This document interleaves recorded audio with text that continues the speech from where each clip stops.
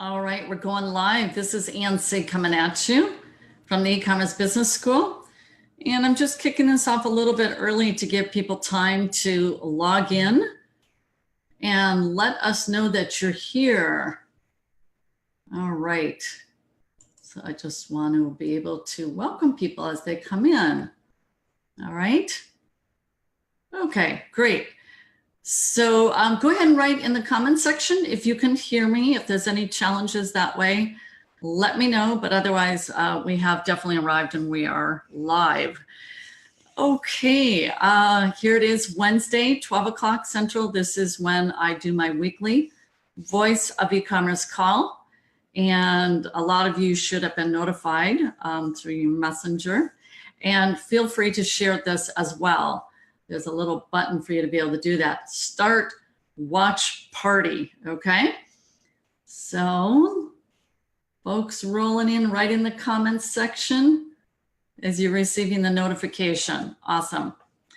It's been a busy week at the E-commerce Business School and lots of fun developments. This past month, we have rolled out our Saturday morning live.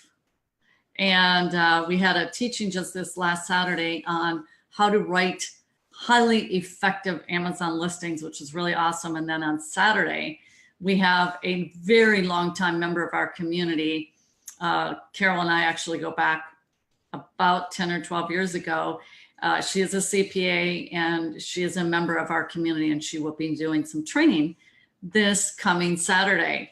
All right, so again, welcome everybody. This is Ann Sieg. Welcome to the Voice of E-commerce. And this is the broadcasting arm of the E-commerce Business School. And our goal is to prove to people that we are real people who work in a go-giving community. And it is our pleasure and our desire to help take your business to the next level. And it's pretty fun when I talk about this real people in a go-giving community. And just had a wonderful meeting with some of my staff this morning where it was reinforced all the more. Those of you know Sharon Irwin, she said, and she's on the phone talking to people, and she said over and over what I hear, Ann, is they do not get this kind of high touch anywhere else, that we are reachable by phone. We are reachable through group coaching. We are reachable through one-on-one coaching. We have our mastermind group pages. It's high touch, high touch, high touch. The reason it's that way, let me be frank, I set up the environment and the culture of the E-commerce Business School to suit what I have needed in order to succeed in business is high touch help, having that direct mentorship. So I set it up for someone who, this is what it took for me. So why would I not want to recreate that for others? Okay, so we're gonna get to the topic at hand. And as some of you may or may not know, right in the panel, if you're here, that I can just acknowledge you. I'm gonna refresh my screen, make sure I can see folks and make sure that I'm greeting you. So we are going to touch on a book, this one, that if you have not read, hey there, Bennett. Hey there, Judith. Good. Okay, looking good. Okay, I appreciate that, Judith. We're going to get right to it because I got a bit of ground to cover here. Judith, I am so impressed with you. And as you know, your accountability reports are just really spectacular. And Judith is in our E-commerce Masters Program member community program, and she just does a spectacular job of managing her life and her business in a really concerted and focused way. So I want to give Judith those kudos. So I'm going to share my screen right here. And I want to make sure if Judith, my dear, if you can confirm that, hi there, Tim. Thank you, I appreciate that. Tim saying, I've been around for a while, never ever been part of such a hands-on program and group. You rock, Ann. Thank you, my friend. I really appreciate that. I couldn't do it any other way. I wouldn't be able to feel good about myself And I think too, Tim, it's because I love what I do. So I love working with people. We're going to go into this book. Highly recommend. I have created an entire training around this book. I don't know if that's been archived in our back office yet, but I will tell you all of those training sessions are right literally on this EBS page. You would just have to go back to the fall of 2017 to find them. So I'm going to go over one segment of this, as it was really tough for me to pull out what was like the absolute most important. It was tough, but this is the one that I landed on. I feel like it's really practical. So we're going to get into that. Think and Grow Rich, straight out of the book. Let me move that. Organized planning, the crystallization of desire into action. And so this is part one. There's actually 2 trainings that I did on this, and I'm using part 1. But isn't that what it comes down to? And Tim and Judith, you're here, you have a desire in your heart, or you wouldn't be in this call. You have a desire, and you know that in order to reach that desire, there's got to be action. And then it always begs the question, which action, at what time, and how so? And, that just has to get parsed down a lot, doesn't it? That desire into action. And so he calls this the crystallization of it. And I thought, well, this is really kind of the rub of the matter where a lot of people get stuck. And so I wanted to go into for that reason, to really help parse this out. So here is what Napoleon Hill says. And this stuff, I gotta say, is so embedded in my DNA, because I read this book here now. It's actually split. You know how when the binding gets broken? And so my son and I consumed this. We shared the same copy. My eldest son, who became my business partner. And look at, right? You get in the feel? I just gobbled this book. And so it's kind of deep in my DNA. And it takes multiple readings for that to happen. But I'll get to it. I better stay on track here, right? Okay, so ally yourself with a group of as many people as you may need for your creation, and carrying out of your plan or plans for the accumulation of money. Okay, so there's a lot in that sentence. Let's unpack it a little bit. I want to focus on your plan or your plans for the accumulation of money. Well, no doubt, for the fact you're here at the e-commerce business school, business is for the purpose of making money. Are we on the same page? I know we are. I know both of you.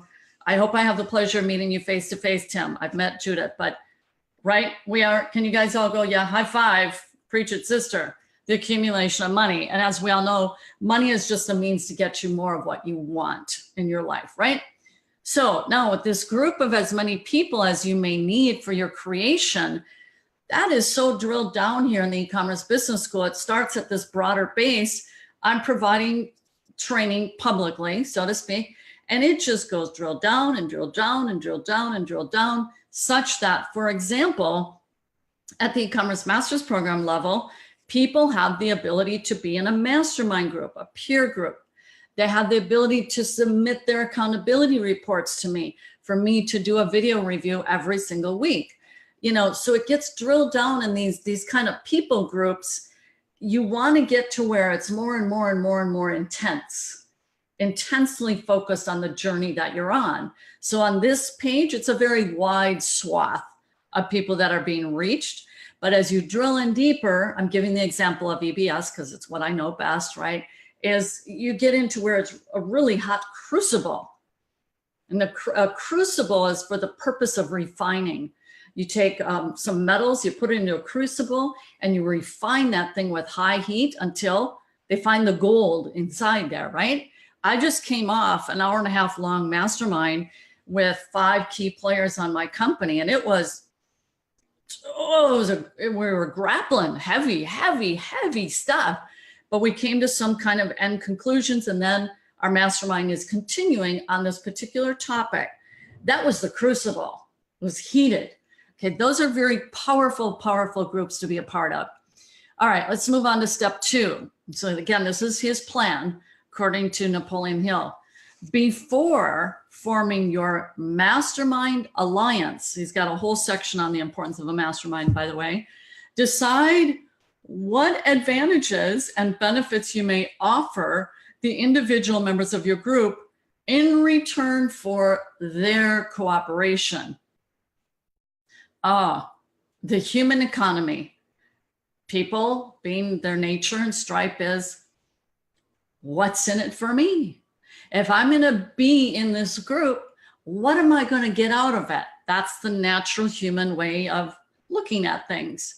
But there's kind of this converse flip part is, but what value am I going to be able to bring in that it can create this mutual win-win? Because let's all agree, kind of everyone's coming in thinking the same thing.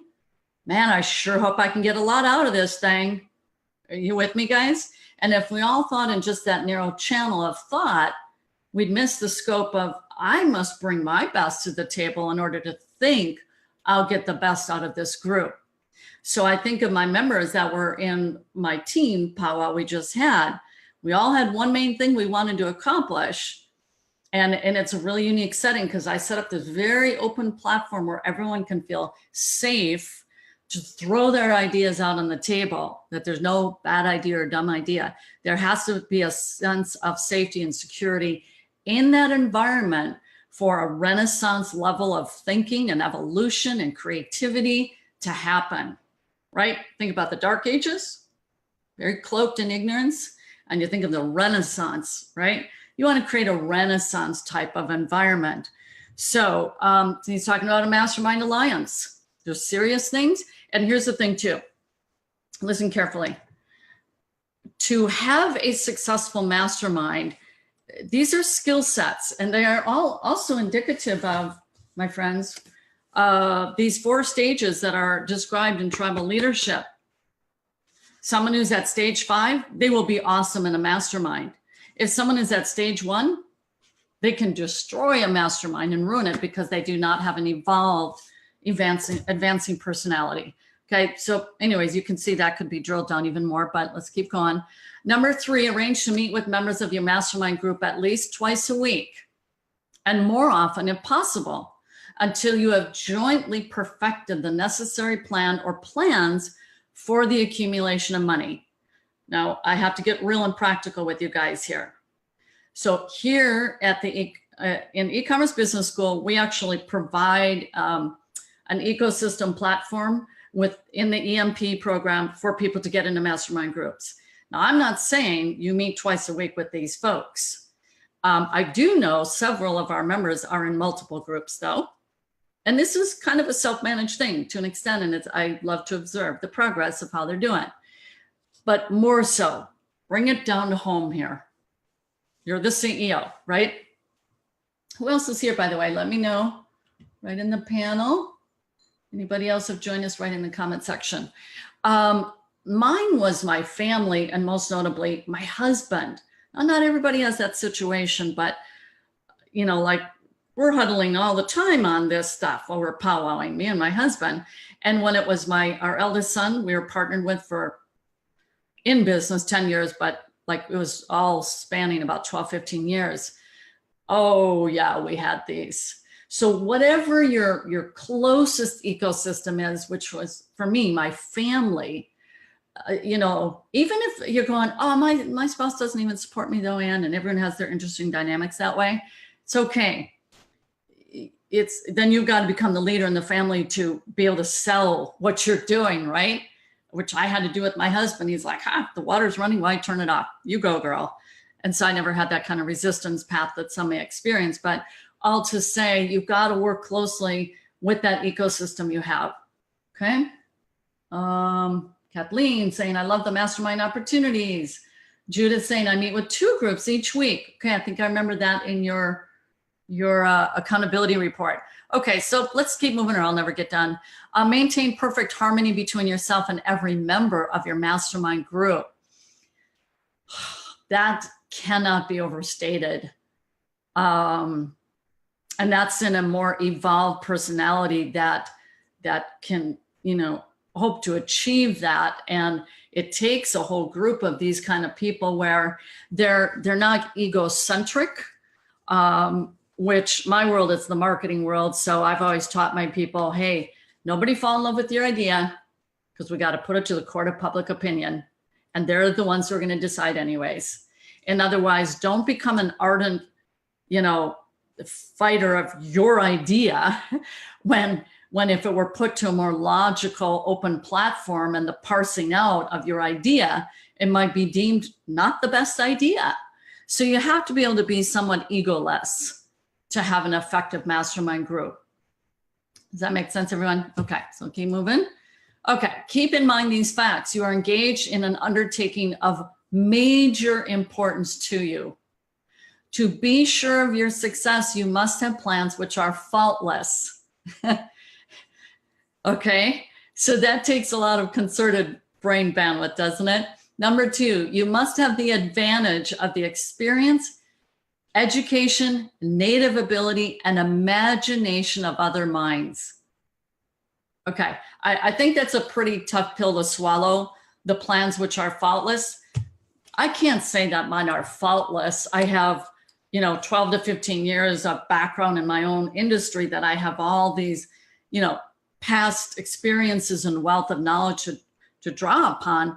But I got to tell you, I still have marketing pieces that don't go to the next level.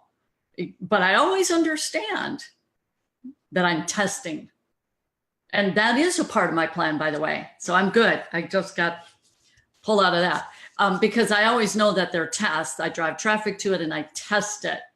And so in that regard, I guess you could say my plan is faultless. But I don't think there's a single marketer on the planet who could say every marketing piece and funnel they created has been 100% successful. That is virtually impossible. Okay. Anyways, so we're going to keep going because I know I have a lot here. Now, when defeat comes, accept it as a signal that your plans are not sound. Rebuild those plans and set sail once more towards your coveted goal. If you give up before your goal has been reached, you are a quitter. Now, these are not my words, by the way. This is all from Napoleon Hill. Where this fits in with how I teach, I'm going to quiz my EMP members. What do we have 5 days a week? I know Judith and I think Tim, you're in E-commerce Masters. What do we have that takes place Monday through Friday? So when defeat comes, and defeat is from minuscule to really big, right? Accept it as a signal, okay, and rebuild those plans. It's called check and adjust. That's right, Kathleen. That's why we have check and adjust. This hour and a half powwow that I just came off of, that was pure check and adjust. And we haven't even made up our minds yet on how we're going to adjust. But it was like, not happy with that. Let's go back to the drawing board and rebuild our plans. Make sense, everybody? But I don't give up on my goal. Heck no, right? Okay, because what was my driving force, my deep down in the belly, here's why I'm doing what I'm doing, was to get my husband home, which I accomplished many years ago now, but I still got a fire in my belly. And that's what your goals are. Your goal is a fire in your belly that will not allow you to quit. Okay? And only you can build that fire in your belly to where it needs to be. Okay, planning the sale of services. And I get so excited about this stuff. I know I'm going to go way over. Yeah, for sure I am. Okay, planning the sale of services. Intelligent planning is needed and leadership to execute it. So there's 2 types of people in the world, followers and leaders. And there's no right or wrong on this. And the fact is, you're all leaders in your business right now. We play the dual role. I'm still following. I have to constantly be learning. The marketplace never stands still for my benefit. The next day I wake up, it's changed again already. So I follow other people who have gone ahead of me in respective expertise, right? So there's kind of this duality. So while 2 types of people, I'm speaking into this into my own view, is all of you are leaders by default. You have your own business, so you have to lead. But Are we followers as well? Yeah, you really need to be. It's imperative. So there you go. Most great leaders began as a follower, but they were intelligent followers. Oh, listen carefully. An intelligent follower readily employs the opportunity to acquire knowledge from his or her leader. Don't let that slip by. Readily employs the opportunity to acquire knowledge from his or her leader. Okay, you guys are all letting this sink in. Now, this is a little shift in the content. So this is about the execution, the crystallization. What was the title to this? It's called The Crystallization of Your Plans, of your taking your desire into actions. Okay. In order to execute, you have to have some really strong leadership attributes. And here's what they are. An unwavering courage based upon a knowledge of self and one's occupation. No follower wishes to be dominated by a leader who lacks self-confidence and courage. Courage. No intelligent follower will be dominated by such a leader very long. Now, dominated, you could just think in the place of someone that they will to follow. And if you don't see confidence and you don't see courage on the part of that person, I mean, I have said, you know, business can kind of feel like a battleground sometimes. Kathleen has run a restaurant. I have a feeling she knows what I'm talking about. It can feel like a battleground, right? And you have all these skirmishes and you're trying to win the war, which is to have a successful business. It takes loads of courage. From stories that Kathleen detailed from her years running a restaurant with their business. I remember one story in particular. Yeah, courage, self-confidence. Number 2 is self-control. The man or woman who cannot control himself can never control others. Self-control sets a mighty example for one's followers, which the more intelligent will emulate. So this is all serving twofold.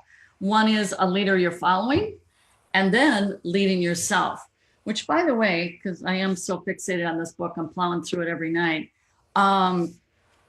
If you feel like, man, I just don't have those leadership capabilities, what they say is so cool in this book is that you can jump from a stage 2 up to a stage 4 simply by immersing yourself in a culture that has stage 4 tribal leadership.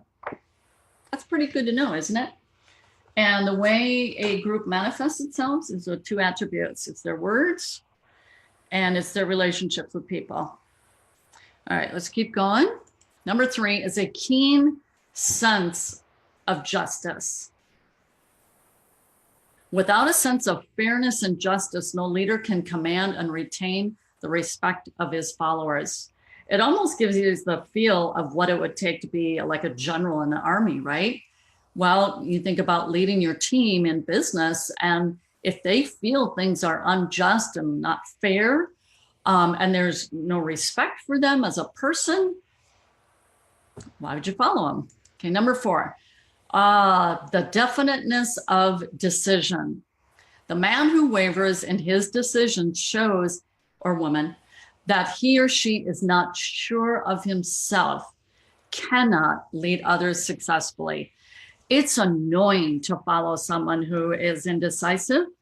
Now, there can be decisions that are very difficult to make. This grappling session that I just had, I'm taking in all this information through this grand powwow, and then I have to come to a decision, and I determined, all of us agreed unanimously, we were not in a position to make a decision after that powwow, in part because the import is so big, right? Anyways, let's get back to this. So that here's a little test for you folks.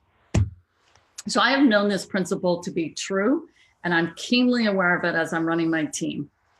So here's a little way for you to strengthen this. You ready? It might sound the silliest thing. When people go out to eat and they spend like 20 minutes going through the menu and the selection, and I thought, the way it is in business, I really try to preserve my brain bandwidth. I don't want to spend my time looking through a menu. You know what I usually do? I ask the waiter or waitress, what have you found that people like the best? And about 80% I'll go with that decision. And otherwise I go, man, no, I don't like XYZ ingredient. I'll keep looking, but that's my shortcut, because I only want to make so many decisions in my life, and I want them to be saved for the important things. So that's just a little exercise that I do that, guys and gals, and this is so important that you guard and preserve that whole decision-making space, and you keep little frou-frou dumb stuff off to the side and not let it suck you up. So that was just an example of that. And preserve it for what's important, which is your goal in your business, right? Okay, let's keep going. 5, the definiteness of plans. The successful leader must plan his work and work his plan. A leader who moves by guesswork without practical, definite plans is comparable to a ship without a rudder. Sooner or later, he will land on rocks. Okay, ladies and gentlemen, I know Kathleen and Judith, who are both here, they submit their reports. You two know, and there's so much to be learned from that, aside from what you learned from me reviewing your own report. Do you not see a remarkable difference in the plans as people are putting together their reports? Striking, right? And I'm observing how Judith is going through this whole growth phase that I'm loving. She's parsing it down and parsing it down. And she's trying to just rope it all together to have the best use of her time. And I can see every week she's drilling it down and drilling it down and drilling it down. And I'm like, it just blows my mind, and so the definiteness of plans, whereas when they're really general, how can you expect great things to happen, right? So that exercise, and I guarantee it is a huge mental discipline to go through those reports and make them as personally effective for you as possible. It is a humdinger, because you're merging into your life this business. And you're going, man, I have a load of stuff going on in my life, and I got to fit this in somehow. And that's that process that I see Judith going through. All right, let's keep going. Number 6, the habit of doing more than paid for. Okay, there's this thing called counterintuitive. And you need to be really keenly aware of this in life. You're going to be presented with ideas in life that you go, huh? No way. No way. And this is one of those counterintuitive teachings, the habit of doing more than paid for. One of the penalties of leadership is the necessity of willingness upon the part of the leader is to do more than he requires of his followers. Man, okay, this is a big leadership thing where your people, that loyalty will come through like nothing you've never seen before when they see the dedication, the devotion, and the lengths that you go to personally to create the success of this opportunity that you brought them into to reach your goal. And all you have to do is watch some episodes of, what's that called? The Boss Show, or no, The Prophet probably is the best example with Marcus Lemonis. With me? And oh my gosh, there's some of the most dreadful bosses that just don't show up. They're checked out. They're doing their crazy, nutty stuff, and their business is in sabotage. Well, the deep mystery is that the owner is checked out, right? So anyways, there you go. Number 7, a pleasing personality. No slovenly, careless person can become a successful leader. Leadership calls for respect. Followers will not respect a leader who does not grade high on all the factors of a pleasing personality. I want to see if anyone else. Hey there. Hi, Bam. Welcome. Hello, hello. Okay. So kind of that thing, I was taught this several years ago. It's called organ rejection, when you're trying to bring someone in and there's just like this, and a corporation is a living, breathing organism. It's from the Latin word corpus, body. And there then can be this rejection, right? Well, do you ever feel like that when you're hanging around someone and it's maybe, it has those edges, those fringes of feeling toxic, or like you walk away from the conversation and you kind of feel down or kind of yuck-like, and that was a downer. You want to engage with people who lift you up, right? So that's probably a whole nother training on what exactly is a pleasing personality. And I'm sure it varies from person to person. One thing for me is the ability to laugh. You darn well better have a sense of humor in life. And hubby and I have said, that's a saving grace in our marriage, is you just gotta have a sense of humor. Or you can't make it through, because if we're all so serious, kind of hard to keep trudging along, right? So sense of humor. Number 8, sympathy and understanding. The successful leader must be in empathy with his followers. Moreover, he must understand them and their problems. And you know what? To me, this is a condition of the heart. And you can tell when it is truly heartfelt or not. We have that sense, don't we? And you go, I get the sense he just doesn't even give a rip. When that kind of feeling, it's like you feel kind of used and abused, right? You go, wow, whoa, I guess I'm just like a little notch on the wall or something like that. So this is, to me, a condition of the heart, and only you can determine from your part of the equation whether you feel there's that kind of sensibility, right, in place. I think we're getting close to the end here. 9, mastery of details. Successful leadership calls for mastery of details from the leader's position. Okay, I'm at the 30-minute mark. But are you guys learning something? Learning stuff? Okay, we're getting to the end. Number 10, the willingness to assume full responsibility. Complete and entire. Now, I actually have people on my team who will argue back with me. No, Ann, that is not your fault. I'm like, I'm the CEO. So yeah, it does fall on me. It does. And maybe I'm a little unduly, in that regard. But the successful leader must be willing to assume for the mistakes and shortcomings of his followers. If he tries to shift responsibility, he will not remain the leader. If one of his followers makes some mistakes and shows himself incompetent, the leader must consider it is he who failed. Whew, that's a heavy, is it not? Meaning you maybe didn't, the ecosystem that you set up, the culture, the resources, the time, all those elements that would lead towards success, maybe were not fully put in place. So it's a lot to assume as you bring in new team members, right? Okay.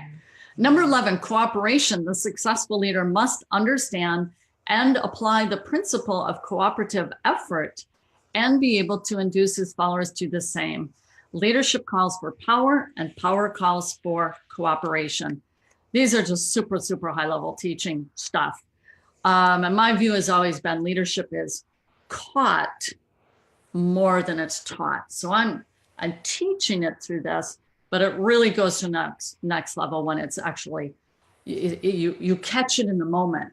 And that takes a very observant student who has a keen eye towards wanting to become a leader to be able to catch that moment and go, this is a teachable moment. I'm learning from this. Be that good, bad, and ugly.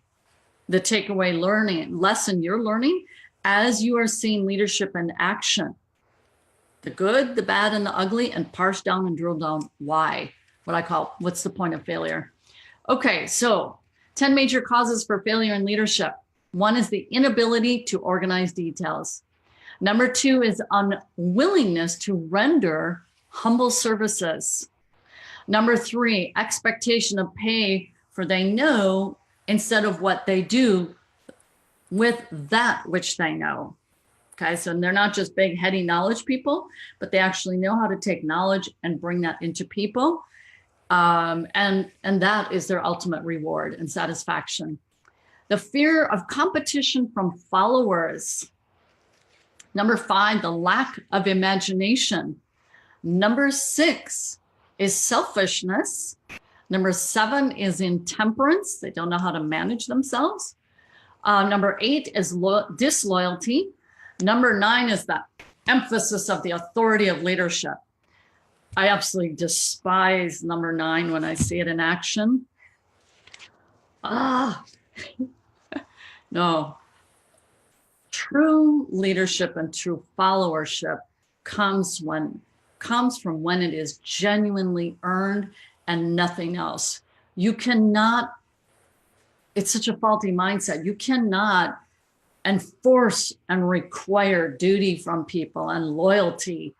You cannot enforce that. And that is a weak-minded person who think that you can, because you get nothing but obedience that is artificial under threat. And I absolutely despise that kind of leadership.